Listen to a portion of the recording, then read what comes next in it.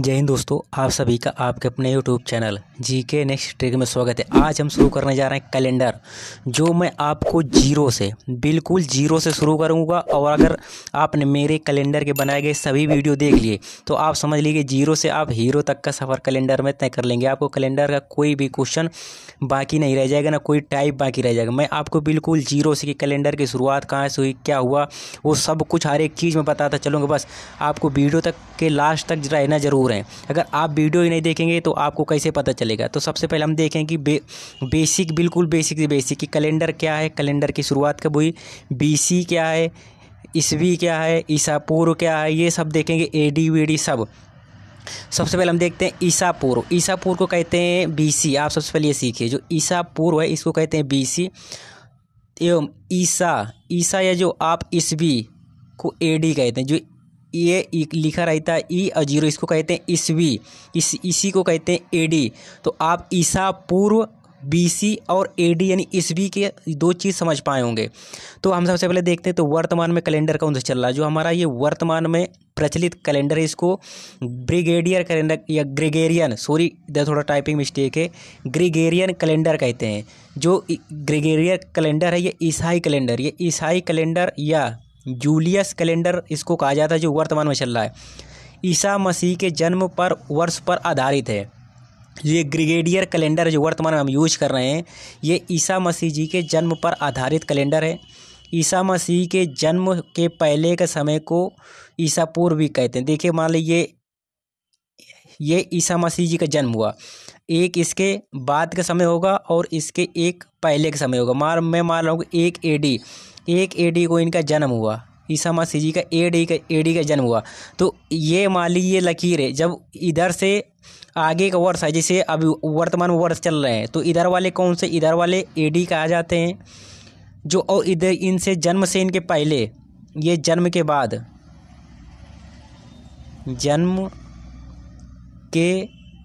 इनके एडी कहा जाता है। और ये जन्म के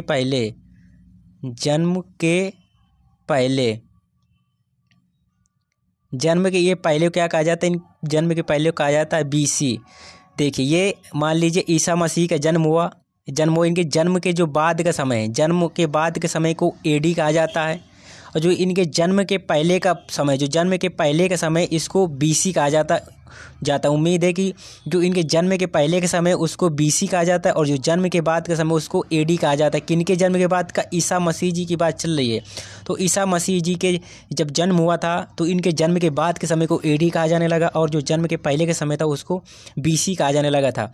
ठीक है, ईसा मसीह के जन्म के जो पहले के समय था, जन्म के पहले के समय का, अब आप इधर ये जो मैंने बनाया इसको आप देखिए, ये इधर जन्म हो रहा है। इनके जन्म के पहले के समय को क्या कहा जाएगा बीसी। इनके जन्म के समय पहले को ईसा पूर्व या बीसी कहा जाता था। ईसा पूर्व या बीसी कहा जाता था। मैंने बताया ना कि ईसा पूर्व को क्या कहते हैं, बीसी कहते हैं। और एडी किसको कहते हैं, एडी कहते हैं। ये ईसवी जो लिखा करते हैं या ईसवी पूरा नाम होता है इसका। तो जन्म से पहले को क्या कहते थे, बीसी कहते थे या ईसा पूर्व कहते थे।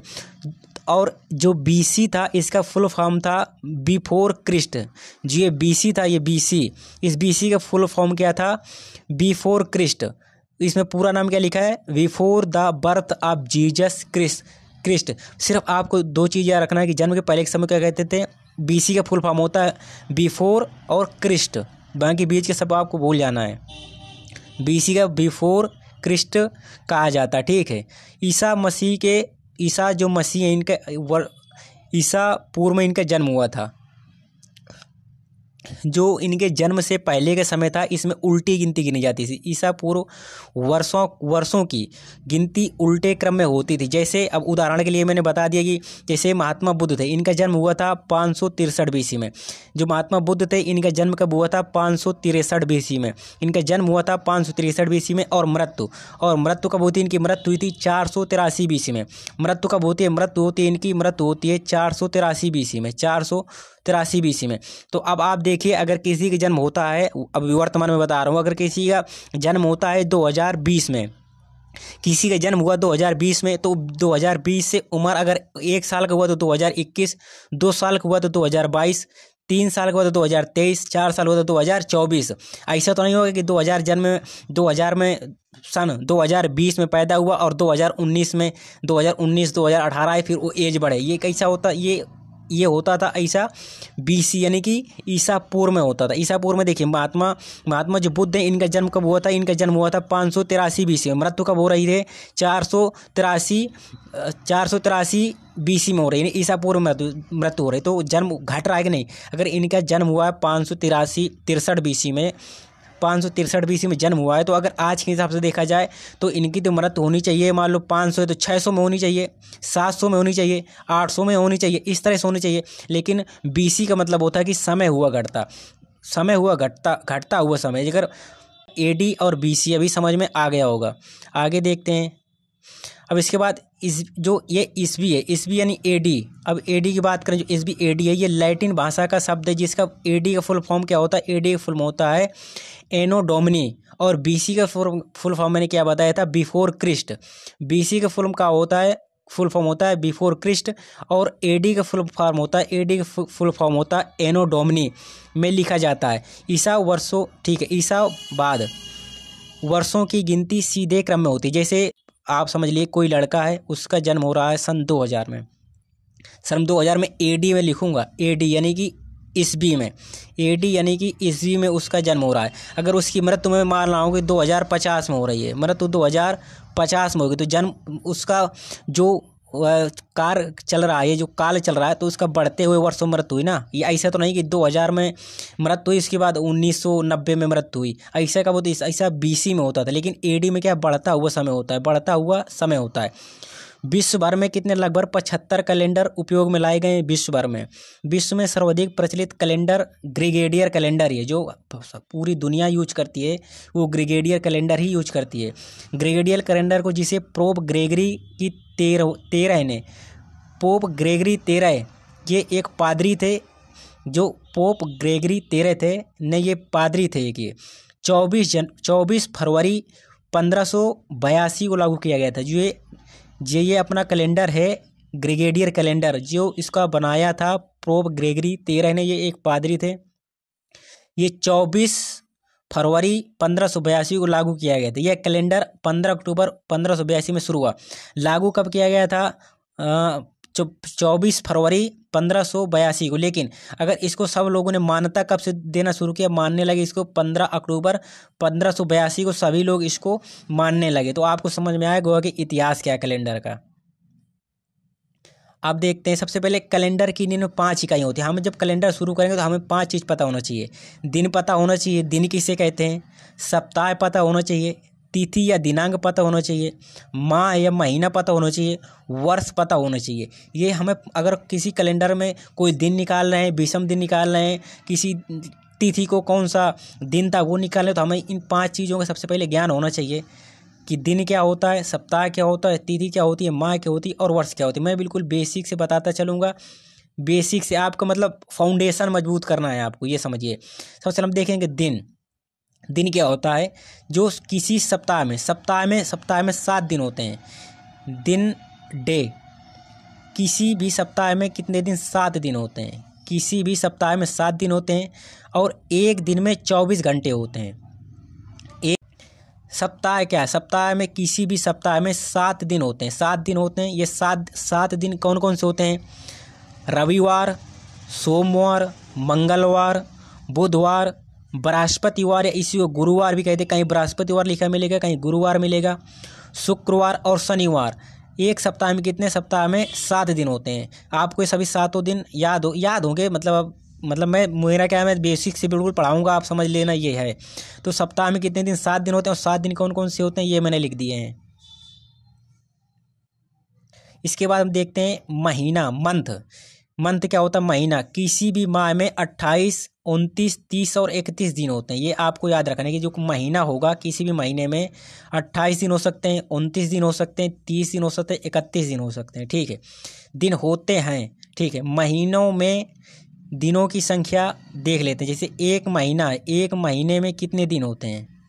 एक महीने में कितने दिन होते हैं ये सभी को हमको पता होना चाहिए। तो हमारा जो जनवरी है, जनवरी में 31 दिन होते हैं। फरवरी में 28। अगर फरवरी में 28 दिन है तो हमारा साधारण वर्ष है। मैं भी आपको साधारण वर्ष, अधिवर्ष, लीप वर्ष ये भी अभी आपको मैं बताऊंगा। अगर 29 दिन है तो ये कौन सा अधिवर्ष होगा यानी लीप वर्ष होगा।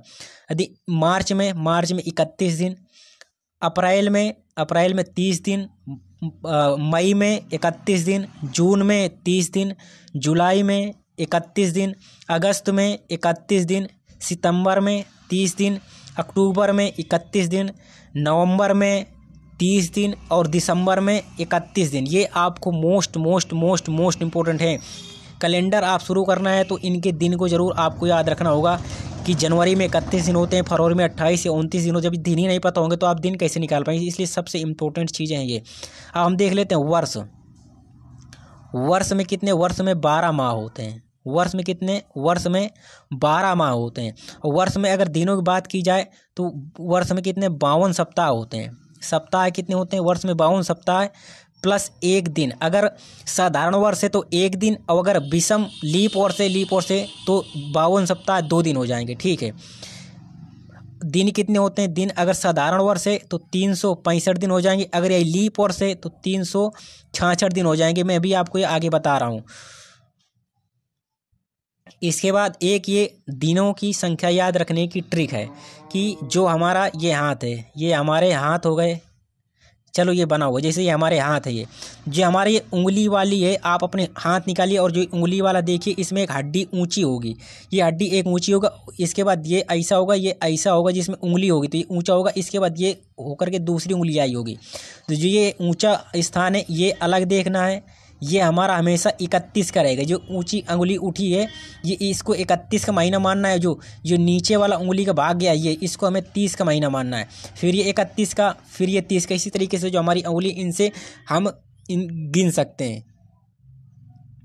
कैसे गिन सकते हैं, अब देखिए जो हमारा जनवरी है, जनवरी में कितने, जनवरी में 31 दिन होते हैं। जनवरी में कितने दिन होते हैं, 31 दिन होते हैं। जो हमारे ये लाइन अंगुली होगी, अंगुली वाली सीधे वाली लाइन, उसमें कितने, 31 दिन हमें देखने हैं। फरवरी में कितने दिन होते हैं, फरवरी में 28 या 29 दिन होते हैं खाली। मार्च में कितने, 31 दिन होते हैं।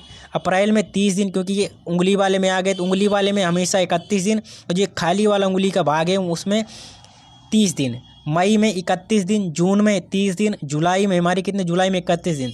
जुलाई के बाद अगस्त ही, ऐसे दोनों लगातार वर्ष हैं जिनमें दोनों 31 के होते हैं, ये भी याद रखना है। हमारा अगस्त कितने हो जाएगा, 31 का। ये खाली में है तो सितंबर 30 का, अक्टूबर उंगली में है तो 31, नवंबर खाली में है तो नवंबर कितने का, 30 का, और दिसंबर ये ऊंचे में है तो दिसंबर अंगुली वाले भाग में है तो दिसंबर कितने हो जाएगा, 31 का। ये आपको एक ट्रिक है, मेथड है ये आपको ये बताने की। अब हम देखते हैं लीप वर्ष और साधारण वर्ष। इसी को, जो लीप वर्ष है इसी को अधिवर्ष कहते हैं। आपको लीप वर्ष की अधिवर्ष याद रखना है। लीप वर्ष और अधिवर्ष एक ही बात है। अंग्रेजी में लीप वर्ष कहते हैं और हिंदी में अधिवर्ष कहते हैं। ऐसे वर्ष, ये वक्त ने लिखा, ये लिखा है वर्ष, ऐसे वर्ष जो 4 से पूर्णतः विभाजित हो जाता है लीप वर्ष कहलाता है। ऐसे भी कोई भी वर्ष आएगा जिस वर्ष में हम 4 से पूरा विभाजित कर दें तो वो हमारा कौन सा लीप वर्ष हो जाएगा। जैसे मैं अभी बात करता हूँ 2028 हमारा कैसा लीप वर्ष होगा। मैं इसको 4 से भाग देकर देखूंगा। अगर 4 से भाग चला जाएगा तो ये हमारा कौन सा वर्ष होगा, हमारा लीप वर्ष होगा या अधिवर्ष होगा। अगर भाग नहीं जाएगा तो हमारा साधारण वर्ष होगा। 4 की आपको यूनिट, मतलब 4 की क्या है, डिविजिबिलिटी रूल, यानी विभाज्यता का नियम होता है कि लास्ट के 2 अंकों को भाग दे दीजिए। अगर 4 के लास्ट के 2 अंक 4 से भाग देने पर भाग चला जाता है तो हमारा लीप वर्ष होता है। लेकिन आप सीधा ये डिविजिबिलिटी वाला रूल हटाइए, 4 से भाग देना है इसमें। 4 पंचे 20 और 4 सते 28, तो पूरा भाग चला गया। तो इसका मतलब है कि हमारा 2028 कैसा, 2028 कौन सा लीप वर्ष है या अधिवर्ष हो जाएगा। ये थोड़ा इन चीज़ें पकड़ना है। लीप वर्ष में 4 से पूर्णतः विभाजित हो जाता है वो लीप वर्ष कहलाता है। जैसे 1900 कितना है, 1924 में 4 से भाग दूंगा तो 4 चौक कितना, 4 चौक 16, 16 3 बचेगा, 16 3 बचेगा, 32 हो जाएगा। 4 बटी 32 और 4 पूरा कट गया तो 1924 हमारा कैसा है, लीप वर्ष से। 2020 में 4 से भाग दूंगा, 4 पंचे 20, 4 पंचे 20 पूरा कट गया तो हमारा लीप वर्ष है। इसी तरीके 2024 में 4 से भाग दूंगा तो 4 पंचे 20 और 4 चंग 24 हमारा कैसे ये हो जाएंगे सभी हमारे। जो 4 से पूर्णतः भाग चला जाए तो हमारे कौन से लीप वर्ष कहलाते हैं, ये हमें पता होना चाहिए। इसके बाद हम देखते हैं साधारण वर्ष किसे कहते हैं। साधारण वर्ष कहते हैं लीप वर्ष में हमारे कितने दिन होते हैं, 366 दिन होते हैं।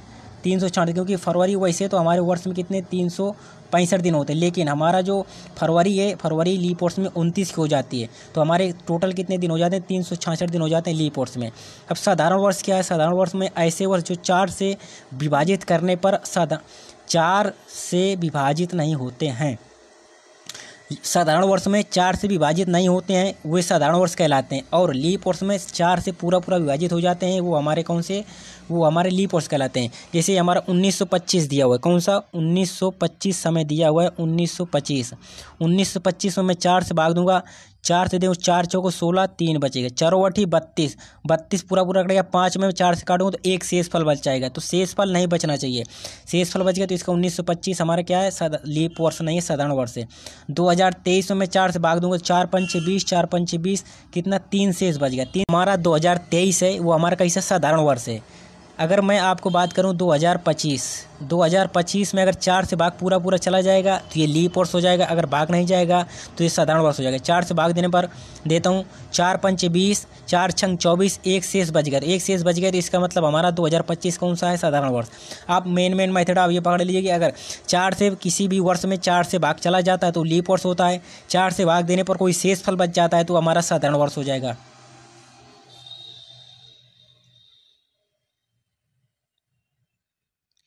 शताब्दी वर्ष आप देख सकते हैं, शताब्दी वर्ष, शताब्दी किसे कहते हैं? शताब्दी 100 वर्ष को कहते हैं, शताब्दी किसको कहते हैं? 100 वर्ष को कहते हैं।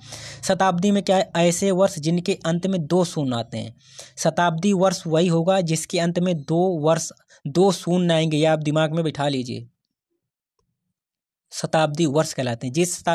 जिस शताब्दी वर्ष में 2 जीरो अंत में होंगे वो शताब्दी वर्ष कहलाते हैं, जैसे 1900, 2000 और 1600।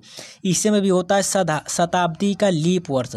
शताब्दी में लीप वर्ष कौन? जिनमें अगर शताब्दी में किसी शताब्दी में अगर मैं 400 भाग दे दूंगा, 400 से, अगर देखो लीप वर्ष मुझे पता करना था तो मैं 4 से भाग देता था, 4 से भाग देने पर अगर चला जाए तो वो लीप वर्ष होता था। लेकिन शताब्दी वर्ष में क्या होगा? हमें 400 से भाग देना पड़ेगा। 400 भाग देने पर मैं किसी भी शताब्दी में 400 से भाग देने पर 400 का भाग चला जाता है तो शताब्दी वर्ष हमारा क्या? लीप वर्ष हो जाएगा। लेकिन शताब्दी वर्ष में 2 जीरो लास्ट में तो होना आवश्यक है, लेकिन हमें शताब्दी वर्ष में लीप से शताब्दी वर्ष पता करने के लिए 400 से भाग देना होगा। जैसे हमारे ये लिखा है 1900 लिखा है, 1900 से मैं अगर मैं 400 का भाग देता हूँ, 400 से अगर भाग देने पर 1900 पूरा कट गया तो ये 1900 जो शताब्दी वर्ष है हमारा, ये लीप शताब्दी वर्ष हो जाएगा। 2 जीरो मैंने काट दिए, 4 चौको 16, हमारा 3 शेष बच गया। तो इसका मतलब ये हमारी कौन सी है? ये शताब्दी वर्ष तो है, लेकिन हमारी लीप शताब्दी वर्ष नहीं, साधारण लीप शताब्दी, लेकिन साधारण शताब्दी है। अगर ये मैंने लिखा है 2000 में अगर मैं 400 का भाग दूंगा, 2 जीरो से 2 जीरो कट गए और 4 पंचे 20, पूरा चल गया, पूरा कट गया ना, पूरा कट गया, तो इसका मतलब जो हमारा 2000 होगा, 2000 कैसा है? 2000 लीप शताब्दी वर्ष है। ये इंपॉर्टेंट आपको समझ में आ गया होगा। अब विषम दिन के बारे में देखते हैं। विषम दिन किसे कहते हैं?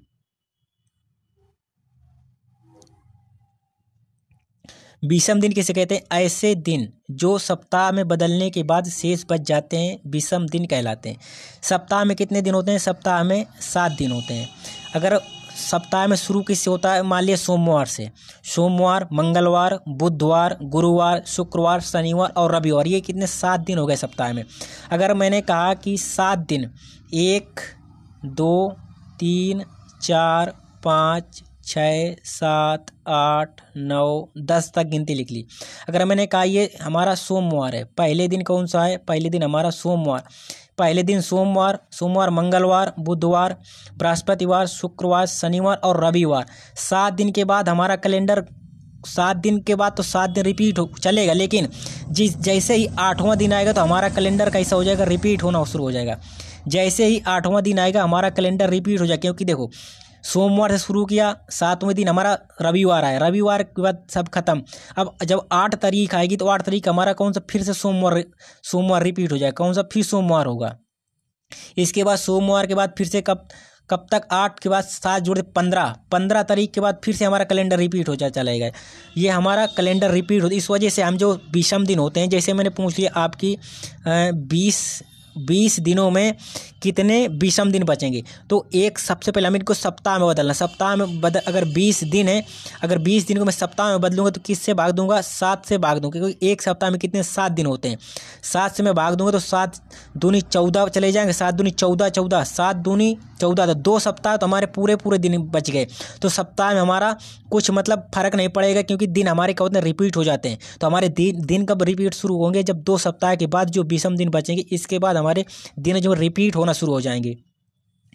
तो 7 दूनी 14, 14 के बाद कितना 6 इसमें विषम दिन बचे। 6 कितने दिन बचे इसमें, 6 इसमें विषम दिन बचे, इसी को कहते हैं विषम दिन। ये आपको इंपॉर्टेंट है, हर फैक्ट जो मैं बता रहा हूँ हर फैक्ट इंपॉर्टेंट है। ये हमारे, मैं आपको पहले क्वेश्चन करा दे रहा हूँ। यदि विषम दिन वाले मैं आपको थोड़ा क्वेश्चन करा दूँ तो आपको थोड़ा मोटिवेशन बढ़े। यदि आज सोमवार है तो 352 दिन बाद कौन सा दिन होगा। 352 दिन कितने दिया हुआ है, दिन दिए 352। 352 दिन को सबसे पहला काम होता है हमें सप्ताह में बदलना। सप्ताह में बदलने के लिए हमें क्या करना होगा, सप्ताह में बदलने के लिए हमें 7 से भाग देना होगा। 7 से भाग देने के बाद क्या बचेगा, 7 में भाग दूंगा, 7 पना 35, 7 पना 35 का मतलब 350। 350 में अगर मैं पूरा भाग दूंगा तो पूरा कट जाएगा, पूरा कट जाएगा। तो अगर 352 350 पूरा कट रहा हो, 352 दिया है तो 352 2 हमारे कितने बच जाएंगे, 2 हमारे बच जाएंगे शेष। 2 हमारे क्या बच जाएंगे, शेष बच जाएंगे, विषम दिन है। जो हमारे बाकी जो सप्ताह में बदल गए तो सप्ताह में दिन वही रिपीट होंगे। हमारा जो विषम दिन बचा है, ये 2 शेष बचा है, इसी के बाद ही तो विषम दिन आएंगे। तो हमें क्या, आज सोमवार है तो 352 दिन बाद, 352 जितने सप्ताह बचेंगे तो सप्ताह में कोई फर्क नहीं पड़ता है, वही दिन रहेंगे। तो अगर मैं सोमवार में अगर मैं इस सोमवार में जो हमारा विषम दिन बचा है 2, विषम दिन को 2 में जोड़ दूं सोमवार में, तो कौन सा दिन आएगा, सोमवार। 2 जोड़ दूं, मंगलवार और बुधवार। तो राइट आंसर हमारा हो जाएगा बी। कौन सा आंसर हो जाएगा, बी हो जाएगा, बुधवार हमारा हो जाएगा 352 दिन बाद। आपको बताना, यदि आज बुधवार है तो 631 दिन पहले कौन सा दिन है। एक चीज़ आप यहाँ पर एक कंसेप्ट और सीख लीजिए, अगर बाद में बोलता है तो जो दिन दिया रहता है उसको उसमें प्लस कर देने हैं। यदि बाद में बोलेगा, जैसे आज बुधवार है, जितने भी विषम दिन आएंगे तो बुधवार में जोड़ देंगे अगर बाद कह रहा है। लेकिन यदि पहले कह रहा है तो जो भी, अगर यदि आज बुधवार है तो कह दे 361 दिन पहले कौन सा दिन होगा, तो पहले में जो विषम दिन आएंगे वो घटाते हैं ये दिए हुए दिन में। क्यों, देखिए, यदि आज मैं कह रहा हूँ सोमवार है, आज सोमवार है, मैं आपसे कहूँगा कि आज से 2 दिन बाद कौन सा दिन होगा। 2 दिन बाद, एक दिन ये हो गया, एक दिन ये होगा, 2 दिन बाद कौन सा दिन होगा, सोमवार, मंगलवार और बुधवार। 2 दिन बाद कौन सा दिन होगा, 2 दिन बाद हमारा बुधवार होगा। लेकिन अगर मैं कह दूँ 2 दिन पहले यहाँ जाना होगा ना। यदि आज है, आज के 2 दिन पहले कौन से दिन थे, 1 2, सोमवार के पहले कौन सा आएगा, शनिवार। सोमवार के पहले कौन सा, रविवार के बाद कौन सा आएगा, शनिवार। रविवार के बाद कौन सा दिन आएगा, शनिवार। तो अगर देखिए 2 दिन बाद कौन सा दिन होगा, 2 दिन बाद बुधवार होगा, 2 दिन पहले कौन सा दिन था, शनिवार होगा। इस वजह से बाद में प्लस करते हैं, जो दिया हुआ दिन में अगर बाद में पूछे जो विषम दिन निकलते हैं उसमें प्लस करते हैं। अगर ये पहले पूछे तो जो दिया हुआ दिन होता है उसमें माइनस करते हैं। ये आपको एक पॉइंट टू पॉइंट हर चीज़ याद रखना है। 631 दिन पहले कौन सा दिन था, तो सबसे पहले हमें 631 में 7 से भाग देकर के विषम दिन निकालना है। 7 7 7 9 63 होता है, तो विषम दिन हमारा कितने बचेगा, 1 बचेगा। विषम दिन कितना बचे, 1। लेकिन पहले की बात कर रहा है तो मैं बुधवार में क्या करूँगा, बुधवार में माइनस का मैं 1 कर दूंगा। अगर बुधवार में 1 में घटाऊँ तो कौन सा दिन, मंगलवार आ जाएगा। तो इसका राइट आंसर हो जाएगा हमारा मंगलवार। आज का हमारा अगला क्वेश्चन है, यदि आज सोमवार है तो 400 दिन बाद कौन सा दिन हो जाए। 400 दिन बाद पूछ रहा है ना। सबसे पहले तो हमें विषम दिन निकालना है, 7 का भाग दूंगा तो 7 पना 35, 5 बजेगा, 7 7 49, कितना विषम दिन बचा, 1 विषम दिन बचा। किसने, 1 विषम दिन बचा। बाद पूछ रहा तो सोमवार में 1 जोड़ देना है। बाद में पूछ रहा है सोमवार में 1 जोड़ देना, पहले पूछ रहा तो 1 घटा देना। सोमवार में 1 जोड़ो तो कौन सा दिन आ जाएगा, मंगलवार। राइट आंसर हो जाएगा हमारा बी। क्वेश्चन है हमारा, यदि आज रविवार है तो 102 दिन पहले कौन सा दिन था। पहले और बाद में आपको ये चीज़ें 2 चीज़ बहुत याद रखनी है। सबसे पहले हमें विषम दिन निकालना है। 102 दिन 1000 2 दिन में 7 का भाग देने के बाद 20वें दिन कितना बचेगा। 7 में 1 का भाग 7 का 10 में भाग दूंगा तो 7 एकन्नम 7 3 शेष बचेगा। 7 चौको 28 2 शेष बचेगा। 7 एकन्नम 7 3 21 और 22 1 शेष बचेगा। तो हमारा पहले पूछ रहा है तो रविवार में मैं क्या करूँगा, रविवार में 1 घटा दूंगा। रविवार में मैं 1 घटा दूंगा तो हमारा कौन सा दिन आ जाएगा, सोमवार। कौन सा, सोमवार। राइट आंसर हो जाएगा हमारा डी।